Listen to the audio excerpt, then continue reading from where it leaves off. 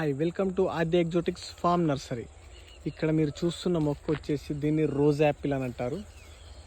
Rose Apple అంటే పేరులోనే ఉంది రోజ్ యాపిల్ అంటే ఇది ఏంటంటే గులాబీ పువ్వు ఉంటుంది కదండి. గులాబీ పువ్వు మనకి ఎలా స్మెల్ వస్తుంది, దాన్ని కొంతమంది దాని రెమ్మలు కూడా తింటారు. ఆ పువ్వుకున్న రెక్కలు తింటే ఏ విధంగా అయితే ఫ్లేవర్ ఉంటుందో ఆ ఫ్లేవర్లో షుగర్ వేసుకొని తింటే ఎలా టేస్ట్ ఉంటుందో అలా టేస్ట్ ఉంటుందండి.